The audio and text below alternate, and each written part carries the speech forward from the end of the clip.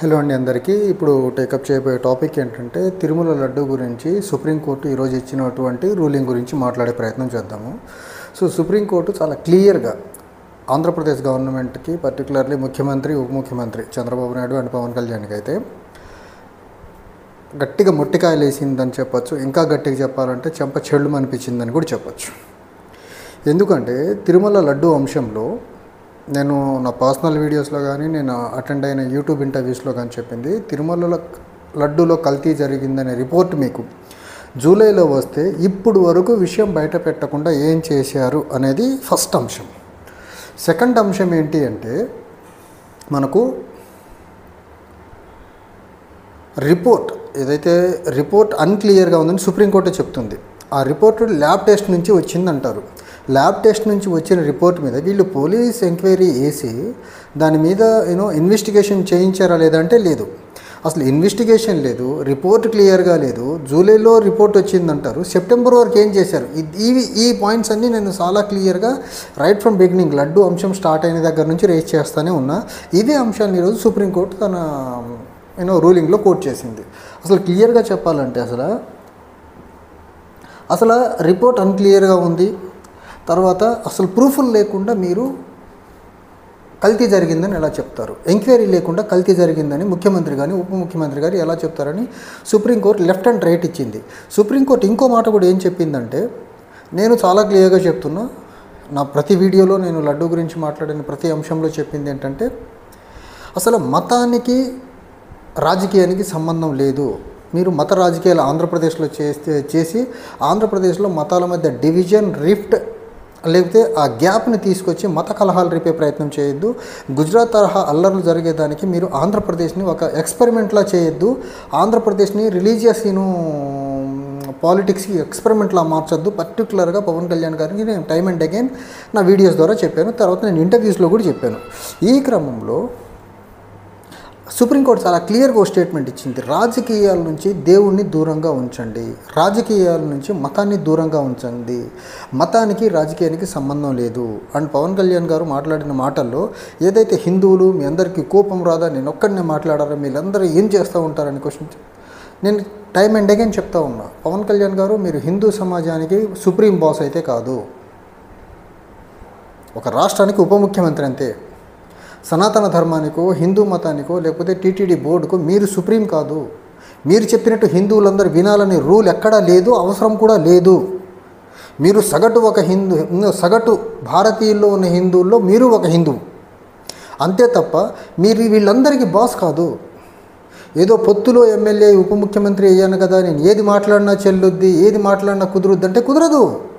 పైన సుప్రీంకోర్టు లాంటి కోర్ట్స్ ఉన్నాయి, కాన్స్టిట్యూషనల్ కోర్ట్స్ ఉన్నాయి ఇండియాలో. అవి మీకంటే పైన. మీరు చేసే దురాగతాలని, దుశ్చర్యల్ని ఎండగట్టేదానికి జ్యుడిషియరీ ఉంది.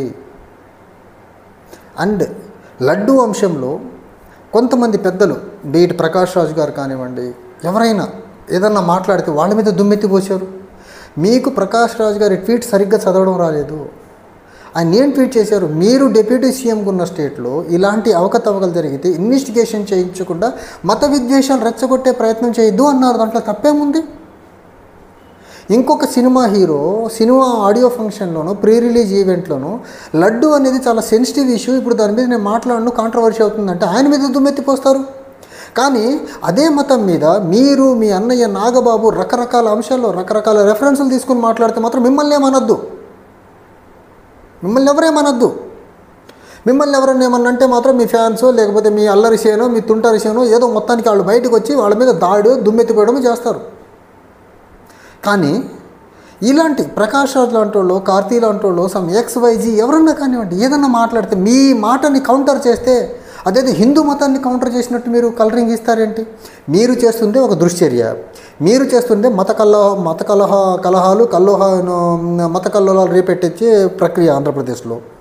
మిమ్మల్ని కౌంటర్ చేస్తే మీరు చేస్తుంది కరెక్ట్ కాదు అని చెప్తే మీరు వాళ్ళ మీద దాడి చేస్తారు. ఈరోజు సుప్రీంకోర్టు చెప్పిన తర్వాత మీకు బుద్ధి కొంచెం బాగా ఉండాలి. ఇక నుంచి ఫ్యూచర్లో ఎలాంటి అవకతవకలు జరిగిన టీటీడీ లాంటి అంశాల్లో, లడ్డు లాంటి అంశాల్లో ఇన్వెస్టిగేషన్ చేయించి యాక్షన్స్ తీసుకోండి తప్ప రోడ్డెక్కి వీరంగా మాడొద్దు మతాన్ని అడ్డం పెట్టుకొని. మీరు రోడ్డెక్కి వీరంగా మాడితే జ్యుడిషియరీస్ రెడీగా ఉంటాయి. జ్యుడిషియరీ మీ చెంపని చెళ్ళు అనిపిస్తాయి. సో ఇది ఒక మీకు గుణపాఠం అవ్వాలా. ఇక నుంచి జరిగే ఏదన్నా అవకతవకలు అనేవి సర్వసాధారణంగా ఎక్కడో దగ్గర జరుగుతాయండి. అది మ్యాన్మేడ్ థింగ్స్ అవి. అలాంటి మ్యాన్మేడ్ ఏదన్నా ఎర్రర్స్ ఏమైనా జరిగితే వాటిని రెక్టిఫై చేయండి. డెలిబరేట్గా చేస్తే వాళ్ళ మీద యాక్షన్స్ తీసుకోండి. అంతేగాని మతాన్ని తీసుకొచ్చి మతాల మధ్య కలహాలు రేపే ప్రయత్నం మీరు దయచేసి చెయ్యొద్దు. చేస్తే అభాసుపాలయ్యేది మీరే. ఈరోజు సుప్రీంకోర్టు రూలింగ్తో ఎలా అభాసుపాలయ్యారో ఆంధ్ర రాజకీయాల్లో మీరు ఇలానే అభాసుపాలవుతారు. అండ్ ఇప్పటి వరకు దక్షిణ భారతదేశ చరిత్రలో మీకులా ఒక రాజకీయంగా ప్రధాన స్థానంలో ఉండి ఒక స్వామీజీలా, ఒక మఠాధిపతిలా, ఒక పీఠాధిపతిలా డ్రెస్సింగ్ వేసుకున్న వ్యక్తి దక్షిణ భారతదేశ రాజకీయ చరిత్రలోనే ఎవరు లేరు.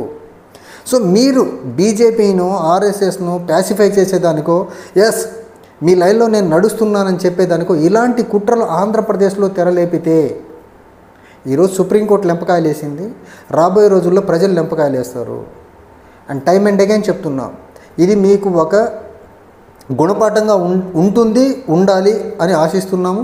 కానీ మేము ఇలానే చేస్తాం, ఇట్లాగే ముందుకెళ్తాం, ఇలానే మతం రొచ్చులోకి రాష్ట్రంలో పెట్టుబడి రానికుండా, రాష్ట్రంలో ఉపాధి అవకాశాలు లేకుండా, రాష్ట్రంలో అభివృద్ధి జరగకుండా మేము మత రాజకీయాలే చేస్తాం అనుకుంటే మాత్రం చూశారు కదా ఈరోజు సుప్రీంకోర్టు అనేది ఒకటి ఉంటుంది. ఓకే. అండ్ మీరు మతానికి సుప్రీం లీడర్ అయితే కాదు, మీరు ఒక రాష్ట్రానికి, అది కూడా రాజ్యాంగంలో పొందుపరచని ఒక పదవిలో ఉన్నారు. ముఖ్యమంత్రిలానో, ప్రధానమంత్రిలానో, స్పీకర్లానో, రాష్ట్రపతిలానో, ఉపరాష్ట్రపతిలానో, ఉప ముఖ్యమంత్రి అనే పదవి రాజ్యాంగంలో ఎక్కడా పొందుపరచలేదు. ఉప ముఖ్యమంత్రి అనే పదవి ఒక రాజకీయ నిరుద్యోగికి ఇచ్చే పదవి. Out of political compulsion accommodate చేసే ఒక పదవిని ఉప ముఖ్యమంత్రి కానీ, ఉప ప్రధాని కానీ ఉంటుంది. ఉప ప్రధాని అనే పదవి కానీ, ఉపరాష్ట్రపతి అనే పదవి కానీ రాజ్యాంగంలో ఎక్కడా పొందుపరచలేదు.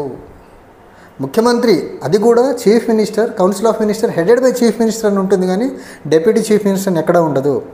డెప్యూటీ స్పీకర్ అనేది కానీ రాజ్యాంగంలో ఉంది, కానీ డెప్యూటీ ఉప ముఖ్యమంత్రి అనేది మాత్రం రాజ్యాంగంలో లేదు. మీరు ఒక రాజ్యాంగంలో పొందుపరచని పదవిలో ఉన్నారు.